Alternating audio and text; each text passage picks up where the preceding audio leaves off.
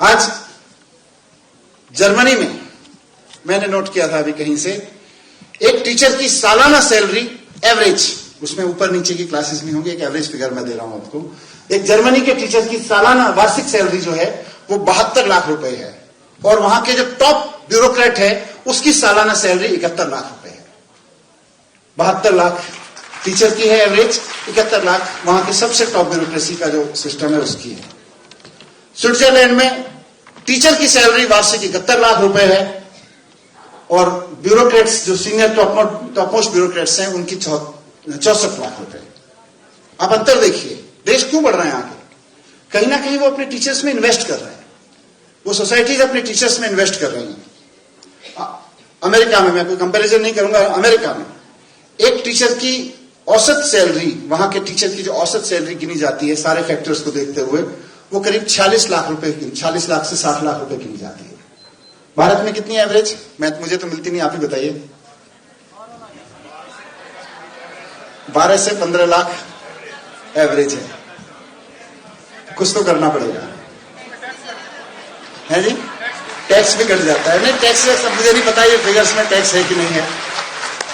मुझे लगता है, मैं सही में दिल से बोल रहा हूं, किसी राजनीतिक उसमें नहीं, एक भारतीय होने के नाते बोल रहा हूं कि अगर हमें 2047 के भारत की नींव रखनी है और उसमें टीचर्स से हमें यह अपेक्षा करनी है कि अब 2047 के भारत का निर्माण आपके क्लासरूम से होगा, तो आज हमें यह निर्णय लेना पड़ेगा। आज लें, आज से 5 साल बाद लें, 6 साल बाद लें, 2 साल बाद लें, किसी समय पूरे देश को एक बहुत सोच समझ के लेना पड़ेगा कि हमारे देश में भी टीचर्स की सैलरी सबसे ज्यादा, किसी भी अधिकारी से ज्यादा होनी चाहिए।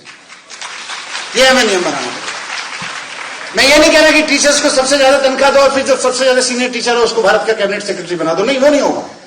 या डीएम बना दो। डीएम तो आईएएस को ही बनाना पड़ेगा।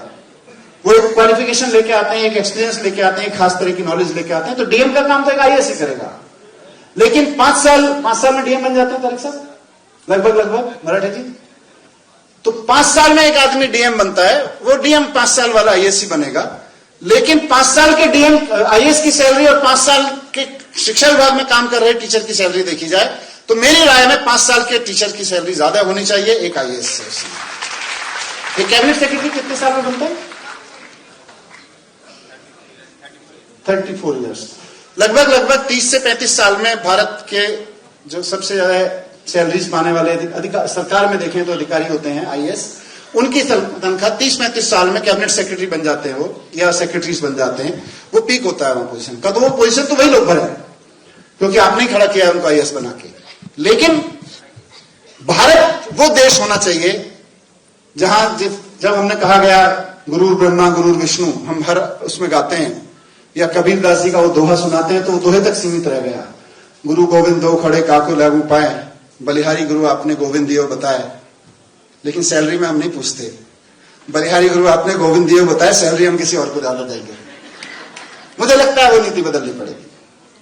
आज भारत को इस नीति की जरूरत है क्योंकि हम ही कर सकते हैं। मैंने खूब सर्च किया, इंटरनेट तो नहीं था मेरे पास में, किताबें थी, मैं इनसे, मेरी रिसर्च टीम, मेरे टीम किताबें लाके देती रहती थी मुझे। मैंने इनसे कहा दुनिया जान की किताबें लाओ इस विषयों पर, मैं पढ़ना चाहता हूं, समझना चाहता हूं। मुझे कहीं नहीं मिला कि किसी देश ने यह कॉन्सेप्ट दिया हो दुनिया में कि गुरु गोविंद दो खड़े काके लागू पाए, बलिहारी गुरु आपने गोविंद दियो बताया। तो भगवान से पहले भी गुरु को हम पूजना चाहते हैं। किसी दुनिया में किसी कॉन्सेप्ट नहीं है। गुरु ब्रह्मा गुरु विष्णु कहीं दुनिया में कॉन्सेप्ट नहीं है, भारत की भूमि पर यह कॉन्सेप्ट है। तो फिर भारत ही वो भूमि है जहां से ये मैसेज जाना चाहिए दुनिया को कि हम सिर्फ कहते नहीं है, हम सिर्फ मंच पे गाते नहीं है, हम करते भी हैं। और सैलरी में भी हमारा वो रिफ्लेक्ट होना चाहिए कि एक टीचर की सैलरी सबसे ज्यादा देश में होनी चाहिए।